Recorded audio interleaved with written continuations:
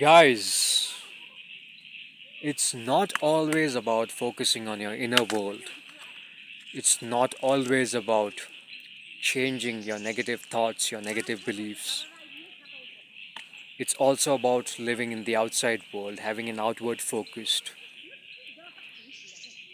One thing I've noticed, especially in today's day and age in the Western culture, is that people are very attached to what's happening inside of them.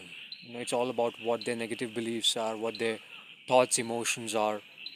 And I get that there's a time and place for that. It's not all about the outside world and being materialistic.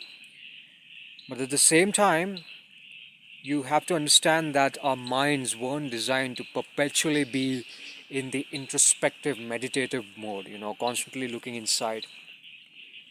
It was also designed to focus on the outside world.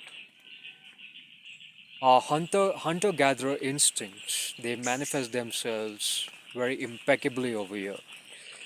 A part of our brain is designed to have an outside focus, not always be inside, not always be focused outside.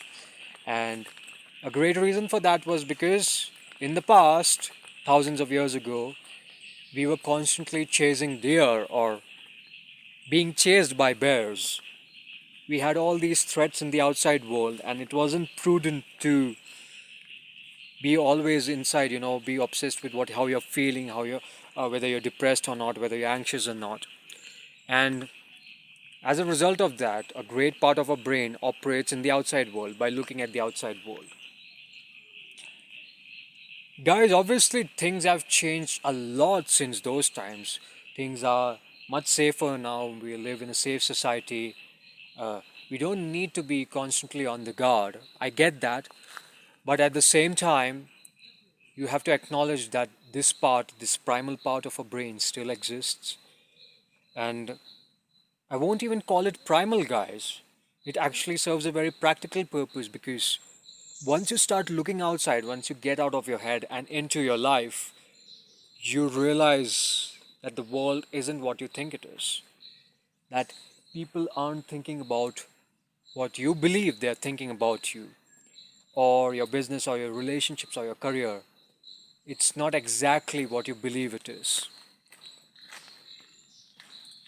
A classic example of this is you approaching a hot chick in a bar. Since I talk a lot about social situations, I'll talk about this instance. Especially for the guys, you will resonate with this. You approach a hot chick in a bar and she just walks away. She doesn't give you much attention. It's not because she was disinterested in you, perhaps. Maybe because she was feeling upset, she was having an upset stomach, even.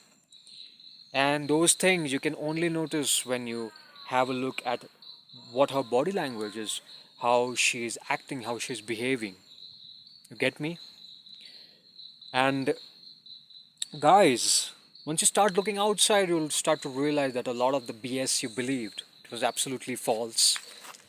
And yeah, even you'll realize the fact that people aren't thinking about you as much as they're thinking about themselves. This is a bitter pill to swallow. Even for me, I have to come to terms with this fact even today, even nowadays. But yes, this is a truth, and you'll start to understand what actually runs people, what emotions drive them, what beliefs drive them.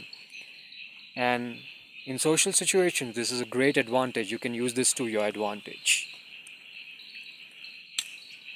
Guys, I intend to keep this video short. This was just to help you understand that having an outward focus and looking at things very objectively, it automatically dissolves a lot of your negative beliefs. And instead of trying to fake positive your way into social confidence or business success or relationship success or whatever it is that you're aspiring towards, you can simply have a good look at what truthfully things are. The negative beliefs then automatically dissolve by themselves.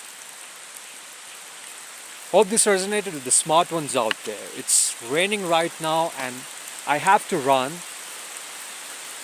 not to the house, but to make another video, because I'm very dedicated at these. And yes, the smart ones out there, don't just listen to it, implement it as well. And I'll catch you in a later video with yet another great insight. Take care.